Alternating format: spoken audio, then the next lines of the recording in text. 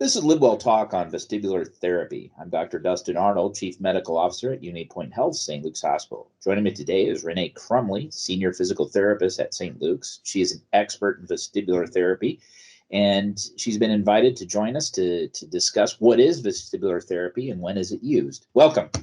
Thank you. Thank you for having me. Well, Rene, what is vestibular therapy? Well, vestibular therapy is a very specialty-driven area of physical therapy that is an exercise-based or treatment-based practice that is done by people who have had specialty training. All the clinicians here have had some specialty training outside of what they get in normal physical therapy.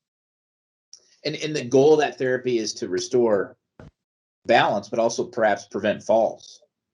Prevent falls, restore balance, get rid of the vertigo. If it's vertigo, dizziness, rolling in bed, looking up, bending over, then the goal is to resolve that. So your goal, and that's part of your interview, how is this affecting your patient? And the patient tells you every time I can't roll over in the bed in the right, then your goal is, well, okay, my goal is for you to be able to look up, roll over, bend over, move your head quickly.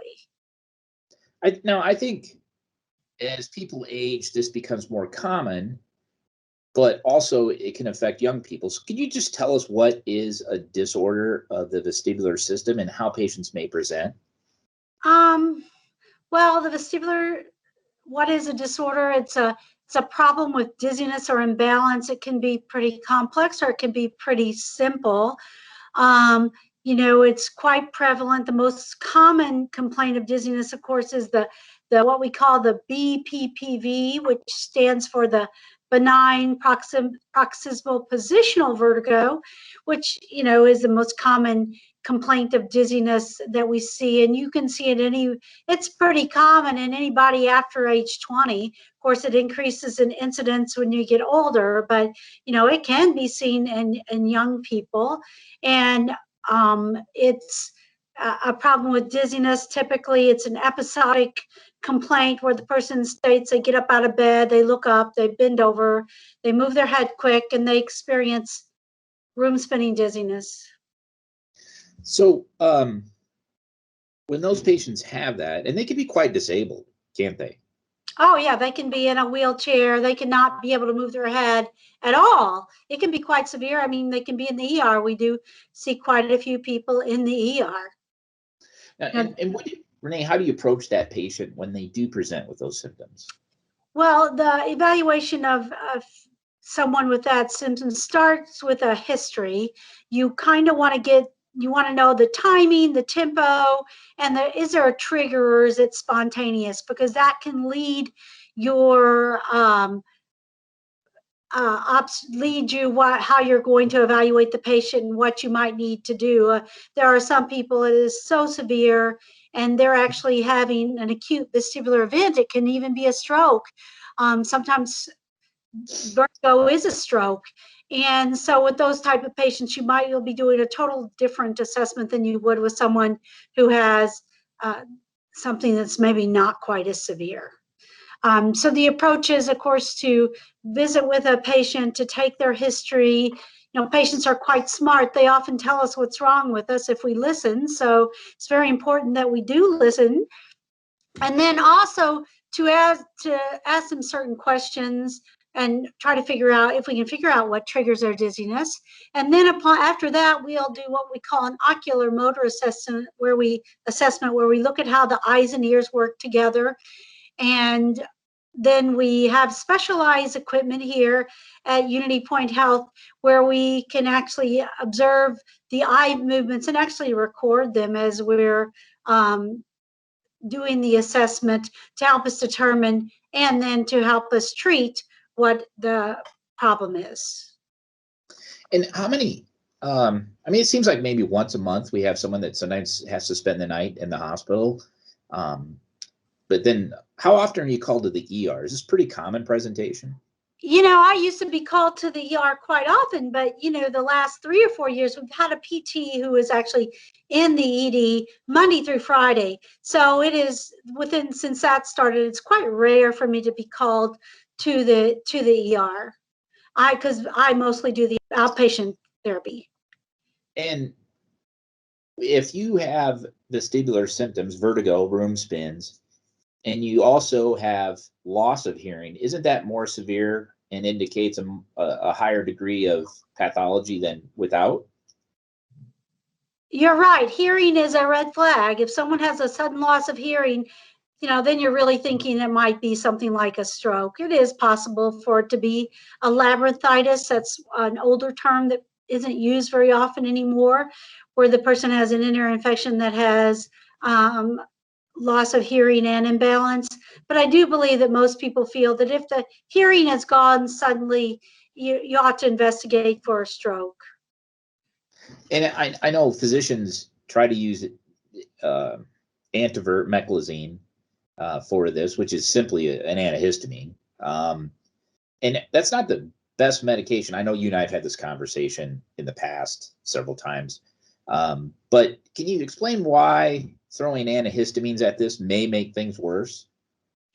Well, if the problem is that we're seeing you is that you have had an acute vestibular event that has attacked your vestibular nerve and caused either unilateral or bilateral, what we would call vestibular hypofunction or weakness, it's a problem with imbalance and what we call gaze stabilization. The patient has blurry vision.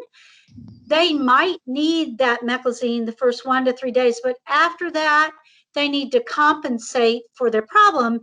And if you give them a vestibular suppressant, which is what meclizine does, it suppresses the vestibular system, your brain won't compensate as well. So that's why it's recommended that after 1 to 3 days that you get off of it.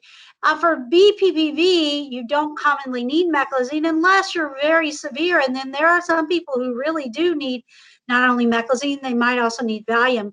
We don't want them to use it as, we want them to use it very sparingly, quite frankly, because if they really do need it, you want it to work and your body can develop a tolerance to it.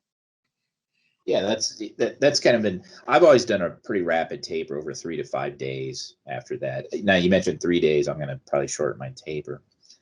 So what would I expect if I had vestibular dysfunction and I was going to go see you in a therapy appointment? Just kind of walk me through that first visit. The first visit, well, first of all, we're going to try to decide, is this what we call coming from just your inner ear or peripheral problem, or is this more a central problem, trying to figure out, is this something with the way your brain and eyes and ears are working together? Your first visit would, if it's an outpatient setting, you've got a lot of paperwork that you have to fill out with a lot of questions that help guide the exam and just also help us figure out how disabled is this person by this problem. And then you would expect to do an ocular motor exam. People often say, oh yeah, they maybe track the finger because we're looking for that abnormal eye movement, which we describe as a nystagmus. Your eyes and ears work together. It's normal for your eyes to move in your head. That's one of the jobs of the human vestibular system, is to keep your gaze stable when you're moving, so you can see clearly when you're moving. And if you have an acute event, and even with BPV for brief periods, that's going to be disturbed. But in an acute vestibular event like a vestibular hypofunction, that's going to be disturbed, and that's going to take 4 to 6 weeks to recover. And you're going to need to do specific exercises and therapy maybe 1 time a week for 4 to 6 weeks. That's in that case. If you're coming for positional vertigo, which is what people call the ear crystal problem, that is more of a quick fix problem. People are often cured after 1 visit. About 85% to 95% of the people get fixed quite rapidly, although not always. There are some people that it's very challenging and very complicated, and it takes longer and more visits. And it comes back. I've had patients, it's recurrent. Right. Your reoccurrence rate within the first year is probably 50%. After that, the research varies about how reoccurrent it is, but I would say 25 to 50% of the time, any year you could have it come back. Well, this is really great information because I think it is a condition that presents that as clinicians, physicians, we could do a better job at triaging them and understanding what's going on and pick the right treatment plan. And I think your expertise, I know it's helped me many times over my career getting the patient the right thing, right treatment. Even I don't know if you remember my great aunt, she would always say, give me an appointment with Rene, give me an appointment with Rene. So, and very grateful for that. Thank you so much for joining me today. Again, this was Rene Crumley, Senior Physical Therapist at St. Luke's Hospital. For more information, visit unipoint.org. Thank you for listening to LiveWell Talk On.